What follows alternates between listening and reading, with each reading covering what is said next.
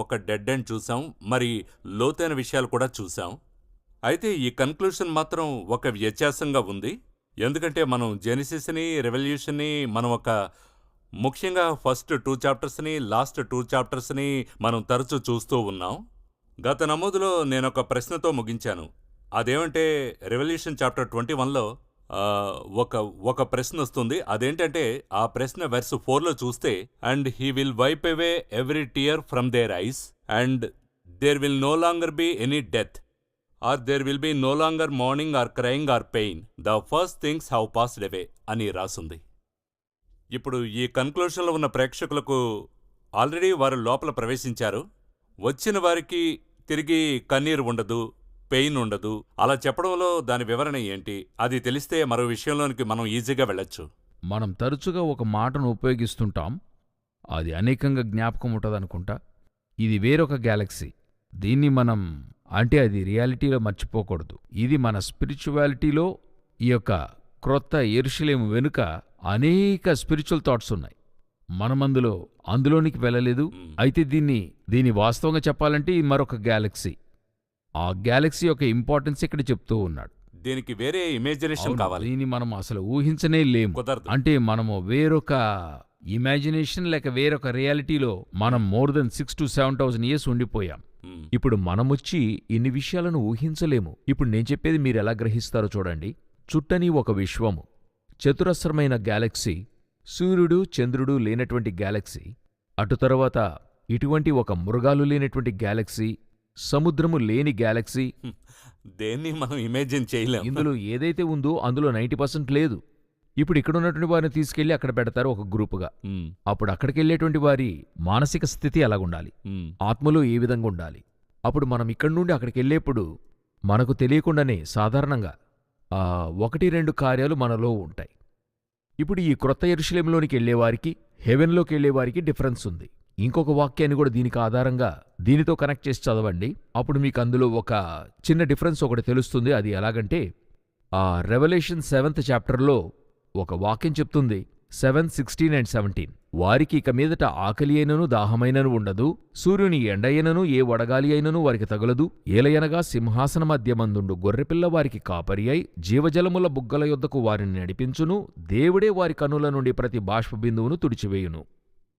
అప్పుడు అందులోనూ ఇందులో ఉన్నవారికి ఒక వ్యత్యాసాన్ని మీరు చూడగలరు. వీరు హెవెన్లో ఉండేవారు. ఇప్పుడు మనము చదువుతున్న వాక్యభాగము ప్రకటన గ్రంథము 21:4లో క్రొత్త యెరూషలేములో ఉన్నవారికి. సో వీరిద్దరికి మధ్య ఉన్న వ్యత్యాసం ఎంతగానో ఉంది. అయితే ఒకటి దేవుడు మరల చెప్తున్నాడు, ఇక్కడ మీకేవేవైతే ఉన్నాయో, ఏది కష్టమనుకుంటామో అది అక్కడ ఉండదు. ఆ విధంగా అక్కడ ఉంటుంది. అందుకే మనం అక్కడికెళ్తున్నాం. ఇందులోనూ యాక్చువల్గా ఈ భూమిలో దేవుడు అలాగే ఉంచాడు.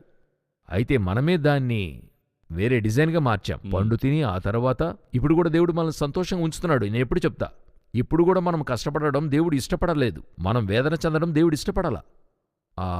అనేకులు వేరొకటి చెప్తారు, దేవుడు ఎందుచేత శోధిస్తున్నాడో అంటారు. బైబిల్ వాక్యం చెప్తుంది, దేవుడు ఎవరినీ శోధింపనేరడు. శోధింపబడినప్పుడు నేను దేవుని చేత శోధింపబడుచున్నానని అనకూడదనుంది. ఏంటి, దేవుడు నన్ను ఈ రూట్లో వెళ్ళమని చెప్తాడు, నాకది మొదట వినపడదు. ఫస్ట్ ప్రాబ్లం నా దగ్గరుంది, వినబడల. నేను వెళ్తున్నా, అందువల్ల వెళ్తున్నప్పుడు దాని పర్యవసనాలకు నేనే బాధ్యుణ్ణి. రెండవది, వెళ్ళొద్దు అని చెప్తాడు, నాకు వినబడుతుంది కానీ మీరి వెళ్తాను. ఇది నా దగ్గరున్న రెండవ సమస్య. దానివల్ల జరిగే పర్యవసనాలున్నాయి. నాకు తెలియకుండా వెళ్ళి జరిగే పర్యవసనాలుంటాయి, తెలిసి వెళ్ళినందుకు పర్యవసనాలుంటాయి. కొన్నిసార్లు మీరు ఒక చోటికొచ్చినప్పుడు తెలిసి ధైర్యంగా వెళ్ళడం, తెలియకుండా వచ్చానని చెప్పినప్పుడు అక్కడున్న కావలివారు కనిపెడతారు. నిజంగానే తెలియకుండా వచ్చారా, వెళ్ళండి సార్ వెళ్ళండి, ఇక మీదట ఇటువైపు రాకండి అని చెప్పి పంపిస్తాడు. వచ్చాను కానీ ఆ రూట్లో వెళ్ళినది ఒక వేదనకరమైన విషయం, కానీ ఫైన్ లేకుండా వచ్చాను.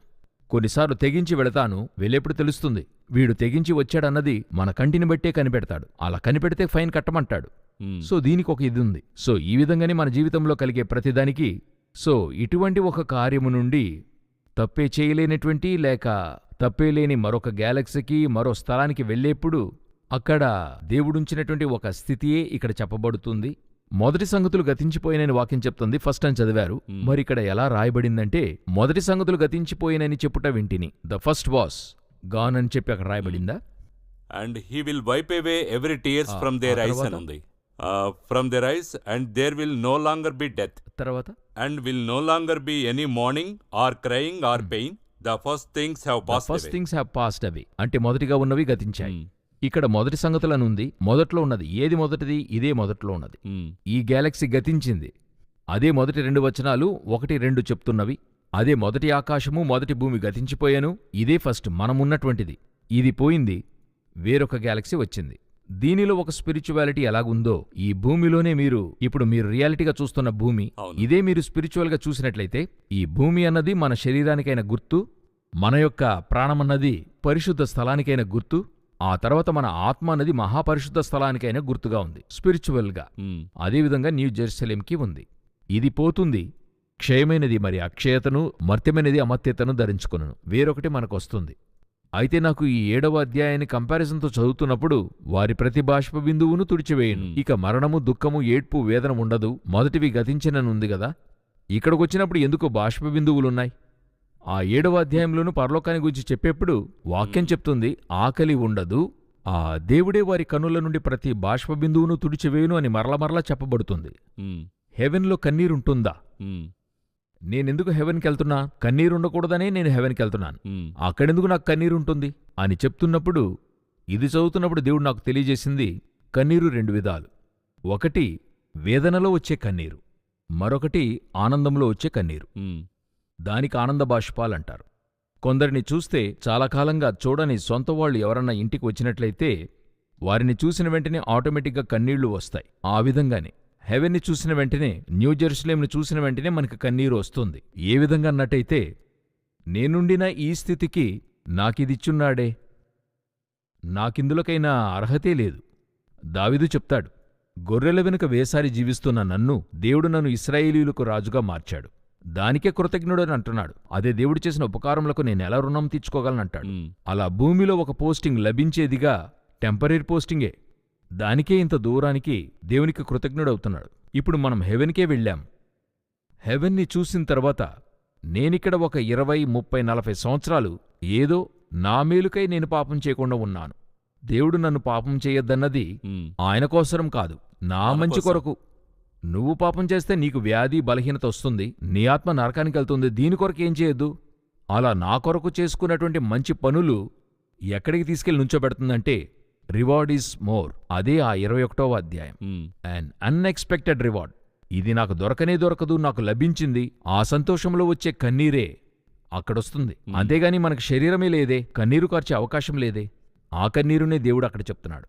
సో ఇది వచ్చి ఒక వేరొక గ్యాలక్సీకైనా అక్కడ జరిగే సంఘటనలకు బయలుబాటుగా ఉంది. అక్కడ తరచూ ఇక్కడ కూడా ఓవర్కమ్ అని వస్తుంది, చివరి వరకు వస్తూనే ఉంది.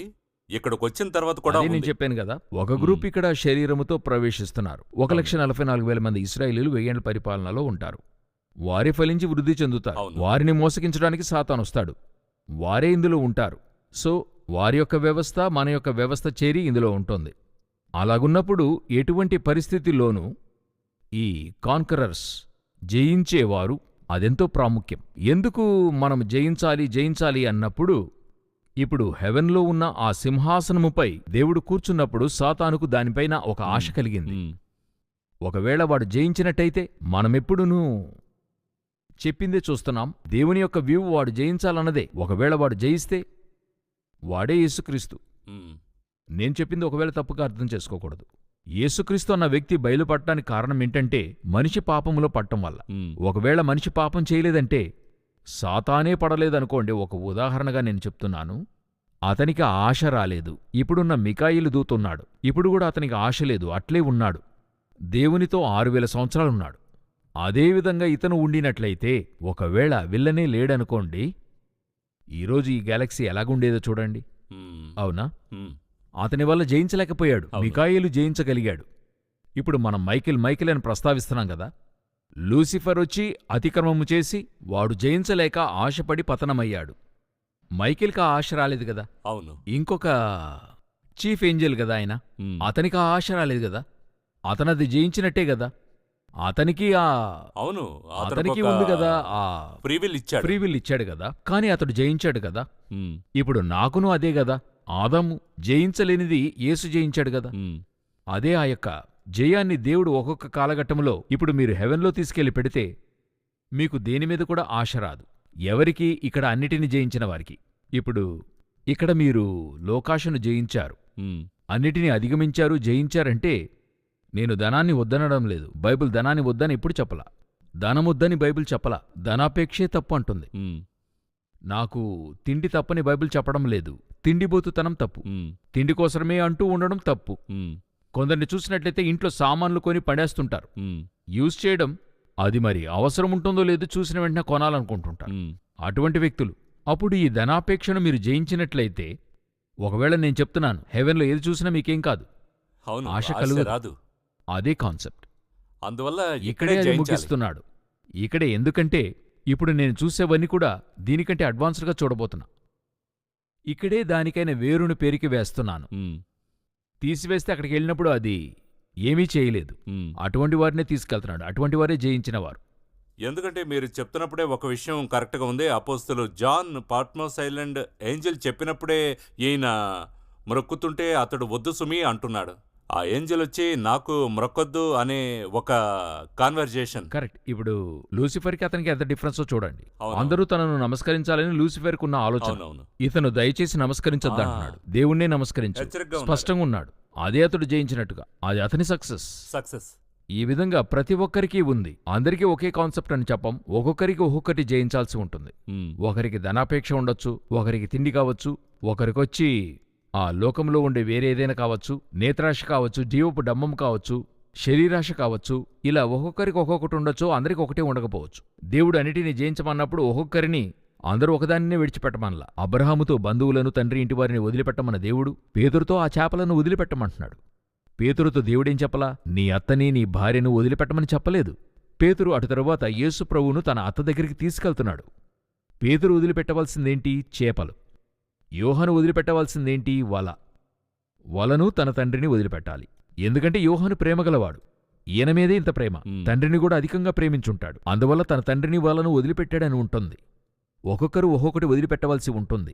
మనకుంటుంది. వీరిది జయించి అక్కడికి వెళ్తున్నప్పుడే వారికిక దేనిమీద ఆశ ఉండదు, దేవుని మీద మాత్రమే ఆశ ఉంటుంది. అయితే ఆ రోజు అన్నీ ఉంటాయి. అదే ప్రభు చెప్తాడు, మీకు ఆ రోజున అన్నీ ఉంటాయి, కానీ మీరేది కూడా అడగరని చెప్తాడు. ఆ కాన్సెప్ట్నే దేవుడు చెప్తాడు. రెవల్యూషన్ చాప్టర్ 21లో చాలా జెనసిస్ 1 and 2లోని పోలికలు చాలా ఉన్నాయి. అందులో ఒక విషయం, ఒక ప్రశ్నగా అడుగుతున్నాను. సృష్టిలో, క్రియేషన్లో దేవుడు బిఫోర్ సన్ అండ్ మూన్ని సృష్టించినప్పుడే ఎలా ఉంటుందని ఒక ఊహ. అయితే దాని వివరణ ఇక్కడ కూడా వస్తుంది. ఆ విషయాన్ని మనం ఎలా అర్థం చేసుకోవాలి? మనమిప్పుడు సాధారణంగా సైంటిఫిక్గా సూర్యునిపై ఆధారపడిన కుటుంబం, సౌర కుటుంబం అనేది చెప్తుంటాం. సోర్స్ సూర్యునిపై ఆధారపడి ఉన్నాం. అందులో ఎటువంటి భేదాభిప్రాయం లేదు. దేవుడు ఆ విధంగానే సృజించాడు. కాని సూర్యుని సృజించింది 4వ దినమని బైబిల్ చెప్తుంది. సూర్యచంద్రులు సృజింపబడింది 4వ దినమని బైబిల్ చెప్తుంది. మొదటి 3 దినాలు ఈ వెలుగు ఎక్కడి నుండి వచ్చింది? అనేకులు అడిగేటువంటి ప్రశ్న ఇది. ఒకరు క్రైస్తవ్యానికి వ్యతిరేకంగా రాసిన పుస్తకములో రాసినవాడు క్రైస్తవుడే. అతడీ ప్రశ్నను అడిగాడు. 4వ దినాన సూర్యచంద్రులు సృజింపబడ్డారు. అయితే ఈ వెలుతురొచ్చింది ఎక్కడి నుండి వచ్చింది అన్నాడు. పలు సమయాలలో మనం ఒట్టిగా మనమా కాన్సెప్ట్ మాత్రం అలా తీసుకుని దాని గురించి మాట్లాడుతున్నామా? బదులుకు మీరిప్పుడు వీక్షకులకు మీరు ముందుగానే చెప్పేశారు, ఇది ప్రారంభములోనే వెలుతురు ఎక్కడి నుండి వచ్చింది. మరి వాక్యం ఎంతో స్పష్టంగా తెలియజేస్తుంది. 23లో ఉంది, ఆ పట్టణములో ప్రకాశించుటకై సూర్యుడైనను చంద్రుడైనను దానికి అక్కరలేదు. దేవుని మహిమయే దానిలో ప్రకాశించుచున్నది, గొర్రెపిల్లయే దానికి దీపము. అలాగైతే వెలుతురుకైన కారణం, సోర్స్ ఎక్కడుందంటే దేవుని దగ్గరే ఉంది. మనకు సూర్యుడే సోర్స్. అక్కడి నుండే చంద్రుడు ప్రతిబింబిస్తాడు, రిఫ్లెక్టే కనపడుతుంది. ఇది మనకు సాధారణమైన సైన్స్. ఈ సూర్యునికి వెలుగునిచ్చి సూర్యుని వెలుగును సృష్టించింది ఎవరు? అనేకులు సూర్యుడు ఏర్పడ్డాడు అని చెప్తారు. సమీప కాలంలో కూడా ఒక కాన్సెప్ట్లో చదివాను, బాగుంది, ఎంతో స్పష్టంగా రాయబడింది. In the beginning God created the heavens and the earth. Heaven అంటే మనము ఆకాశమని చెప్తాం. హెవెన్కి మరొకటి ఉంది, పేరు పరలోకమని ఉంది. అవునా? అవును. ఇంకొకటి మనం వదిలాం. హెవెన్కి మరొకటి స్పేస్ అని ఉంటుంది. స్పేస్కి, అంతరిక్షానికి వెళ్ళేవారిని ఏమంటాం? స్పేస్కి వెళ్తున్నారు, స్పేస్ షటిల్ అని చెప్తారు కదా. అప్పుడు in the beginning God created the space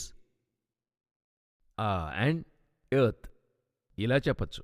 అవునా? ఆకాశాన్ని సృజించడం. స్పేస్ అంటే స్థలం. ఇప్పుడు ఈ స్థలాన్ని దేవుడు సృజించాడు కదా. అప్పుడు ఈ స్థలాన్ని ఎవరు ఏర్పరిచారు? మనము స్పేస్ని ఖాళీ స్థలము, ఆరంభంలో ఈ స్పేస్ ఖాళీగా ఉండింది, అందులోని సృష్టి ఏర్పడింది అంటాం కదా. స్పేస్నే ఎవరు సృజించారు? ఆ ఖాళీ స్థలాన్ని ఏర్పరిచింది ఎవరు? దేవుడే. ఈ సృష్టి యొక్క కార్యము ఒకరు సమీపంలో చక్కగా చెప్పారు. ఇది నేను చెప్పేది కాదు, మరొకరు చెప్పింది. అప్పుడు ఇంత చక్కగా దేవుడు ఒక స్పేస్ని ఏర్పరిచి, స్థలాన్ని ఏర్పరిచి అందులో ఏం చేస్తున్నాడు? సూర్యుని తీసుకొచ్చి పెడుతున్నాడు. అప్పుడు సూర్యుని, చంద్రుని అన్నిటిని కూడా తీసుకొచ్చి పెట్టేప్పుడు దీనికైనా సోర్స్ వెలుతురు కావాలి కదా. అవును. సూర్యునికి సోర్స్. వెంటనే వీరేం చెప్తారు? సూర్యుడు ఒక రోజుకి ఇన్ని లక్షల టన్నుల హైడ్రోజన్ లోన మండుతుంది, దీనికి కావలసిన ఇంత ఇంధనం, సూర్యునిలో ఇంత ఇంధనం ఎక్కడి నుండి వస్తుంది? సూర్యుడు మండడానికి. నా బండికి నేను పెట్రోల్ వేయకపోతే ఎవరైనా ఒకరు పెట్రోల్ వేస్తేనే కదా వెళ్తుంది. అవును. పెట్రోలే లేకుండా ఎలా వెళ్తుంది? అప్పుడు ఈ పెట్రోల్ ఎక్కడి నుండి వచ్చింది? నాకు డైలీ నా ట్యాంక్ ఫుల్గా ఉంటుంది, తనుగా ఫుల్ అయితే ఇట్స్ నాట్ అక్సెప్టబుల్ కదా. అదేవిధంగా ఏదైనా లైట్ కానివ్వండి, ఏదైనా వెలుతురు కానివ్వండి, దానికైనా సోర్స్ ఎనర్జీ, పొటెన్షియల్ ఎనర్జీ అని చెప్తారు మరి సైన్స్లో. ఆ పొటెన్షియల్ ఎనర్జీయే కైనెటిక్ ఎనర్జీగా మారుతుంది. ఆ పొటెన్షియల్ ఎనర్జీకైనా సోర్స్ ఎక్కడుంది? ఇదే ఆ వెలుగు కలుగునుగాక అన్నందుకు. ఈ వెలుగు ఇప్పుడు ఎక్కడ విరజిమ్ముతుందన్నట్టయితే న్యూ జెరూసలేం మీద రాబోతుంది. ఇప్పుడు 4వ దినాన సూర్యచంద్రులను సృజించాడు. ఎందుకు పెట్టాడంటే అది మనిషికి అవసరము కాబట్టి. ఇప్పుడు దీనికి అది అవసరం లేదు. అలా ఎందుకంటే చుట్టడాన్ని బట్టి అవసరమైంది సూర్యచంద్రులు. ఇప్పుడు చుట్టదు. అది ఒక ప్రక్క ఫోకస్ చేసి పెట్టాడు. ఆయన ఫోకస్ చేసిన విధం ఆ నూతన యెరూషలేం ఎలా ఫోకస్ అయి ఉంటుందంటే దేవునికి నేరుగా ఫోకస్ అయి ఉంటుంది. ఆయన ముఖంలోని ప్రకాశత నేరుగా ఏం చేయబోతుంది? అది ఎలాగంటే ఒక హాలోజన్ లైట్ పెట్టి, ఇప్పుడు మనిద్దరం ఉన్నాము, మనమెవరూ లైట్ పెట్టుకుని కూర్చోలా, మనిద్దరి ముఖాలికి ముందుగా లైట్లు పెట్టబడి ఉన్నాయి. అవును. దానిమీద నుండి మన మీద పడితే కెమెరా నుండి చూస్తే బాగా కనపడుతుంది. ఇదే విషయము దేవునికి ముందరగా నేరుగా న్యూ జెరూసలేం ఫిక్స్ చేస్తాడు. ఈ యొక్క వెలుతురు దాని మీద పడుతుంది. అదే సోర్స్ లైట్, దాని రిఫ్లెక్షన్, దేవుని యొక్క రిఫ్లెక్షన్ దాని మీద ఉంటుంది. ఈ విధంగా వచ్చి సైన్స్గా లోనుంటుంది. అందువల్ల నేను గ్యాలక్సీ అనే పదాన్ని ఉపయోగించడానికి కారణమే గాడ్ ఒక రియాలిటీ, స్పిరిచువాలిటీ.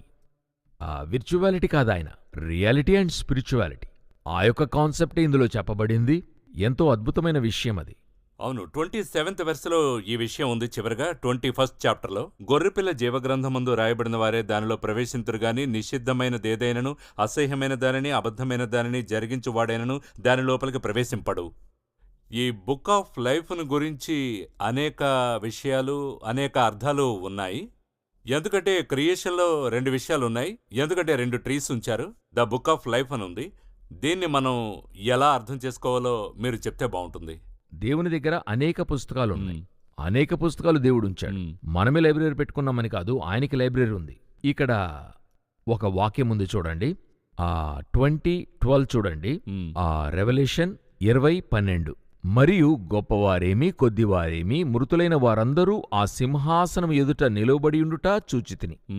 అప్పుడు గ్రంథములు విప్పబడెను, మరి ఒక జీవగ్రంథమును వేరొక గ్రంథము విప్పబడెను. ఆ గ్రంథములయందు రాయబడి ఉన్న వాటిని బట్టి తమ క్రియల చొప్పున మృతులు తీర్పు పొందిరి. అంటే రాసేటప్పుడే 2 వెవ్వేరు ఫోల్డర్స్ పెట్టాడు, లేక 2 పుస్తకాలు పెట్టాడు, 2 డైరీలు పెట్టాడు. మన భాషలో చెప్పాలంటే మృతులైన వారంటే వీరు ఎవరు కూడా హెవెన్లోకొచ్చేవారు కాదు, న్యూ జెరూసలేంకొచ్చేవారు కాదు. ఇంకొక భాషలో ఈజీగా చెప్పాలంటే సిన్నర్స్. వీరికొక పుస్తకం ఉంది. ఈ బుక్కులో వీరు చేసిందల్లా ఉంటుంది. ఇంకొక పుస్తకం ఉంది. ఈ బుక్ వచ్చి బుక్ ఆఫ్ లైఫ్. ఇది హెవెన్కి వెళ్లేవారిది మాత్రం ఉంటుంది. ఇందులో వీరి రివార్డ్స్ గురించే ఉంటుంది. ఇప్పుడు ఈ 2 పుస్తకాల్లోనూ ఆరంభంలోనే దేవుడు డిసైడ్ చేసి ఉంటాడు మీరు ఏ పుస్తకానికి సంబంధించిన వారని. సరేనా? అదెలా ఆరంభంలో డిసైడ్ చేస్తాడు? న్యాయతీర్పప్పుడే రాస్తాడు. లేదు, న్యాయతీర్పప్పుడు పుస్తకాలు తెరవబడెను, ఆల్రెడీ రిటర్న్. ఇప్పుడు ఈ పుస్తకాన్ని గూర్చి ఎవరైనా మాట్లాడిన విషయం మరొకటి బైబిల్లో ఉందా? మోసెస్ చెప్తాడు, అంటే ఈ ప్రజల పాపం పరిహరించమంటున్నాడు, లేని ఎడల జీవగ్రంథము నుండి నా పేరు తుడిచివేయమంటున్నాడు. ఆయనే చెప్తున్నాడు. అంటే ఈ గ్రంథమును గూర్చినటువంటి ఆలోచన ఎవరికి ఉంది? అప్పుడే మోర్ దెన్ 4000 years ముందుగానే జీవగ్రంథమును గురించి వారికి ఎందుకంటే ఆ పాయింట్ స్పష్టంగా బయలుబాటు ఉంది వారికి. సో జీవపుస్తకం అన్నది నిన్న మొన్నటికైనది కాదు. జడ్జిమెంట్ అప్పుడే అది క్రొత్తగా వచ్చి తేబడినా లేక రెడీ చేసిన పుస్తకం కాదు. మోర్ దెన్ 6000 years ఉన్న పుస్తకం. సో ఆ పుస్తకములో ఎవరి పేరు ఉండాలన్నది దేవుడు అప్పుడే నిర్ణయించాడు. ఆ పుస్తకములో మీ పేరు ఉన్నట్లయితే ఆ యేసుక్రీస్తుని మీ స్వీయ రక్షకునిగా అంగీకరించడం వల్ల ఆ పుస్తకంలో మీ పేరు ఉంటుంది. ఆయన రక్తం వల్ల మీ పాపం క్షమించబడటం వల్ల మీ పేరు ఉంటుంది. కానీ ఆ పేరు అక్కడే ఉండడానికి మీరే బాధ్యులు. తిరిగి మోషేతో దేవుడేం చెప్తున్నాడు? నీ పేరు తుడిచివేయను, ఎవరు నా ఎదుట పాపం చేశారో వాని పేరు తుడిచివేస్తానంటున్నాడు. అంటే చెరపడానికి ఏముంది? ఆయనకు అథారిటీ ఉంది. He can rub. అప్పుడు ఆయన దగ్గర ఒక రబ్బర్ ఉంది, ఒక ఎరేసర్ పెట్టుకున్నాడు. ఎరేస్ చేయడానికి ఆయనకు అవకాశాలున్నాయి. సో ఆయన నా పేరు రాయడమే ఒక అవకాశం. నాకొక టికెట్ ఇచ్చాడు ట్రావెల్కి. ఆ టికెట్లో నేను సరిగ్గా ట్రావెల్ చేయడం నా యొక్క బాధ్యత. నేను కోతి చేష్టలు చేస్తే క్రిందికి దింపేస్తారు. అటువంటి విషయమే ఇది కూడా. అప్పుడు ఈ పుస్తకములో 2 విధాలైన పుస్తకాలున్నాయి. అనేక పుస్తకాలున్నాయి. జీవగ్రంథం కాకుండా జ్ఞాపక పుస్తకం అనేది ఉంది, book of remembrance. Book of remembrance. ఇలాగ అనేక పుస్తకాలున్నాయి. అప్పుడు ఒక్కొక్క పుస్తకములోనూ ఒక్కొక్క కార్యం రాయబడి ఉంటుంది. ఇప్పుడు న్యూ జెరూసలేంకి వెళ్లేవారి యావత్ మంది పేరు ఎందులో ఉంటుందంటే జీవగ్రంథంలోనే ఉంటుంది. అందులో రాయబడినటువంటి వారే న్యూ జెరూసలేంలోనికి వస్తున్నారు. కానీ అదే సమయంలో అలా వచ్చిన వారి క్వాలిఫికేషనే మీరు చదివింది. అందరూ వెంటనే యేసుక్రీస్తును అంగీకరించిన వారందరూ వచ్చేస్తారా? ఇదొచ్చి మన చర్చెస్ లో చూసినట్లయితే ఆ మెంబర్స్ లిస్ట్ ఉంటది. అటువంటి పుస్తకమా? అందరి పేర్లు మెంబర్స్ లిస్ట్లో ఉన్నవారు అందరూ ఇక్కడ ఉంటారంటే కాదు. మెంబర్స్ లిస్ట్లో ఉన్నవారు ఎలాగుంటే అక్కడ ఉంటారు అని వాక్యం చెప్తుంది. మీరు ఇంగ్లీష్లో చదవండి, నేను తెలుగులో చదువుతా. నిషిద్ధమైనది అన్క్లీన్. అవునా? అలాగే ఉందా? అన్క్లీన్. అసహ్యమైనది అబద్ధమైన దానిని జరిగించువాడైనను దానిలోనికి ప్రవేశింపడు. దేవునికి ఇష్టము లేని అసహ్యత అంటే యెహెజ్కేలు 8వ అధ్యాయంలో ఏవేవి అసహ్యమైనవని దేవుడు చెప్తున్నాడో అవన్నీ బైబిల్లో దేవునికి అయిష్టమైన హేయ కృత్యములు. అబద్ధము జరిగించుట. చూడండి, అబద్ధం యొక్క ప్రాధాన్యతను గురించి ఇక్కడ ఉంది. నేను అధికముగా అబద్ధమును గూర్చి యోచించిన ఒక విషయం ఏంటంటే, మరొకటి దీని గూర్చి హెల్కి వెళ్లేవారి లిస్టులో అబద్ధమాడేవారి గురించి కూడా ఉంటుంది. అబద్ధమునకు ఎందుకు దేవుడు ఇంత ఇంపార్టెన్స్ ఇస్తున్నాడు అని అడిగినట్లయితే, అబద్ధమునకు జనకుడు ఎవరని అడిగితే సాతానే. సాతాను యొక్క బేసిక్ క్వాలిటీయే, వాని గూర్చి చెప్పాలంటే వాడు అబద్ధికుడు. దాని తర్వాతే అతని గూర్చి అన్ని విషయాలు చెప్పగలం. ఎందుకంటే స్టార్టింగ్ లోనే అబద్ధము చెప్పే కదా ఇంత మానవజాతి పతనమవడానికి కారణమే వాడు జరిగించినటువంటి అబద్ధం. కాని ఆ అబద్ధం ఎలాగా? అది తిన్నగా చెప్పేది కాదు, నిజాన్ని కప్పేదిగా ఉంటది. 2 ఒకటే. బిలీవ్ చేసేలా ఉంటుంది. అవును. ఒకటి దేవుడు చెప్పింది తిన్నగా చెప్పడు, ఇంకొకటి చెప్పేది మరుగు చేసి చెప్తాడు. ఇదే వాడు చేసేది. సో ఈ అబద్ధమే దేవునికి హేయమనేదని బైబిల్ చెప్తుంది. ఇందులో కఠినమైంది ఏంటంటే, మిగతావన్నీ దాని తర్వాతే వస్తాయి. ఇప్పుడు అబద్ధము. కానీ ఈరోజు ఏది మనం క్యాషువల్గా చెప్తామంటే అబద్ధాన్ని చెప్తాం. ఇప్పుడు ఆదామా పండు తిన్నావా అన్నందులకు ఆదాము సమాధానమేంటి? నీవు నాకిచ్చిన స్త్రీయే ఇచ్చిందంటాడు. అవును. ఇప్పుడు యాక్చువల్గా దానికైనా సమాధానం నిజంగా చెప్పాడా లేదా? లేదు, చెప్పలేదు. కాని అతను అబద్ధం చెప్పినట్టుగా ఒక విధంగా చూస్తే ట్విస్ట్ చేసి మాట్లాడాడు. ఇప్పుడు ఇదే కాన్సెప్ట్ని సాతాను పెట్టి చూడండి. ఫలము తింటే నిశ్చయంగా చచ్చేదవని దేవుడు చెప్తున్నాడు. స్ట్రైట్ వర్డ్ అది. అవును, డైరెక్ట్. ఇతను చెప్పాడు మీరు చావనే చావరు అని అన్నాడు. ఇప్పుడు వెంటనే ఆదాము చచ్చాడా? తిన్న వెంటనే లేదు, చావలేదు. అయితే ఇతడు చెప్పింది అబద్ధం. ఎందుకంటే ఆ ఫలము తిన్న సెకండ్ నుండి ఆదాము చావనారంభించాడు. చావనారంభించి ఒక 930 సంవత్సరాల తర్వాత చనిపోయాడు. అవును, బర్త్ డేట్ వచ్చేసింది. ఈ విధంగా దేవుడు చెప్పినది నిజము, వీడు నిజాన్ని కప్పి చెప్పాడు. ఇదే విషయము ఇప్పుడు ఎవరిలోనికి వచ్చింది? ఆదములోనికి వచ్చింది. తిన్నావా? నేను తిన్నాను, తినలేదు, ఆ సమాధానం చెప్పలేదు. ఈ స్త్రీ ఇచ్చింది. దీనికేదైనా బదులుందా? లేదు. నా ఫ్రెండ్ ఒకరున్నారు, వాస్తవంగా జరిగిందిది. ఒక భోజనం ఇప్పించి బాగుందా అని అడిగినట్లయితే దానికెన్ని సమాధానాలు ఉన్నాయనుకుంటున్నారు మీరు? ఒక జవాబు. ఏం సమాధానం? బాగుందని చెప్పాలి లేదా బాగోలేదని చెప్పాలి. రెండిట్లో ఏదో ఒకటి. బాగుంది, బాగోలేదు. అతని దగ్గర 3వ సమాధానం ఉంటది, తెలియలేదంటాడు. ఓహో, అటువంటి సమాధానం ఉంటది. నేనాయన్ని తినేసి తెలియలేదంటాడు. నాకా సమాధానం ఎంతో వ్యత్యాసంగా ఉంటది. నేను మరలా అడుగుతా, ఒకటి బాగుందని చెప్పు, లేకపోతే బాగోలేదని చెప్పు, సమస్య లేదు. అదేంటి తెలియలేదు? నాకు నిజంగానే తెలీదు అని చెప్తాడు. ఇలా ఒక క్యారెక్టర్ ఉంది. ఆ విధంగా పండు తిన్నావా? ఒకటి తిన్నాను, లేదు. 2 కాక 3వ సమాధానం ఉంది, ఈ స్త్రీ ఇచ్చింది. సరి, ఆ స్త్రీని అడుగుతున్నాడు, నీవు చేసిందేమిటి అన్న వెంటనే సర్పం ఇచ్చింది. ఆమె త్రిపివేసింది కయీనుతో, నీ సహోదరుడెక్కడా? 2 సమాధానాలే. ఒకటి చంపాను, లేక మరింకేదైనా. తను చెప్తున్నాడు, నాకేం తెలుసు, నేను కావలివాడినా? సో వీరు అబద్ధాన్ని ఫస్ట్ నుండి మాట్లాడనారంభించారు. ఈ అబద్ధమే నరకానికి దారితీస్తుంది. ఈరోజు మనం ఎంతో క్యాషువల్గా, ఎంతో అవలీలగా, వేదిక నుండి కూడా, ప్రసంగాల నుండి కూడా ఎన్నో అబద్ధాలు బయటపడుతున్నాయి. అంటే ఉన్నది ఉన్నట్టుగాను లేనిది లేనట్టుగా చెప్పండి. మీరినది పాపమే, దేవునికి అది హేయముగా ఉంది. అదిను దేవుని కోసం అబద్ధం చెప్పే గ్రూప్ కూడా ఉంది. అబద్ధ సాక్ష్యం చెప్పి ఆయన చెప్పమంటాం లేదు. ఆయనెక్కడ చెప్పమన్నాడు? ఆయన గూర్చిన సత్యము చెప్తేనే చాలండి. దానికే మనకు సమయం చాలదండి. ఆయన కోసం అబద్ధ సాక్ష్యం ఎందుకు చెప్పాలి? అలా చెప్పవలసిన అవసరమేంటి? అలా ఒకరిని రక్షించగలమా? లేదు. అలా వచ్చినవాడు అంతము వరకు నిలవగలడా? ఒకరోజు నిజం తెలుస్తుంది, ఒకరు అద్భుతంగా చెప్పారు. మీరు నిజాన్ని మాట్లాడితే దాని తర్వాత దాని గురించి విచారించాల్సింది లేదు. మీరు అది మర్చిపోవచ్చు నిజం మాట్లాడితే. అబద్ధము చెప్పితే అది కాపాడటానికి లైఫ్ లాంగ్ యోచించవలసి ఉంటుంది. మ్మ్. ఎందుకంటే ఈ అబద్ధాన్ని మీరు మాట్లాడారు. ఇంకెక్కడైనా ఈ అబద్ధాన్ని మీరు మార్చి చెప్పితే, నిజము చెప్పితే మీరు ఇరుక్కుంటారు. కాబట్టి అబద్ధమాడితే మీరు లైఫ్ లాంగ్ ఏం చేయాలి? అదే రిపీట్ చేయాలి. ఒకసారి నిజము చెప్పేయండి, దాని తర్వాత అది కాపాడక్కర్లా. దాని తర్వాత దాని గురించి మరిచిపోవచ్చు. ఆ విధంగా. So the best one. నాకీ వాక్యములో ఏది ఇష్టమైందంటే, ఏదైనను అనే మాట ఉంది. అది ఇంగ్లీష్లో ఎలా ఉందో తెలీదు. నిషిద్ధమైనది, అసహ్యమైనది, అబద్ధమైన దానిని జరిగించువాడైనను. మీరది ఇంగ్లీష్లో చదవండి. అది no one who practises no one no one no one అని ఉంది కదా. ఈ ఏదైనను అని ఉంది కదా. అది ఈ అసహ్యమైనటువంటి కార్యాలలో ఏ ఒక్కటున్నా గానీ మీరు వెళ్ళలేరు. యోచించండి. అలాగంటే దాని స్టాండర్డ్ క్వాలిఫికేషన్ ఎంత ఉంటేనే మీరు లోనికి వెళ్ళగలరు. ఇప్పుడు 500కి 500 మీరు తీస్తేనే వెళ్ళగలరు అనే కాన్సెప్ట్ చెప్తుంది. 499 ఉంటే కూడా నీవు వెళ్ళలేవు. అది చాలా పర్ఫెక్షన్. ఈరోజు అంత్యకాలంలో ఏం చెప్పడం జరుగుతుంది? ఎలాగైనా వెళ్ళొచ్చు అని చెప్తున్నాం కదా.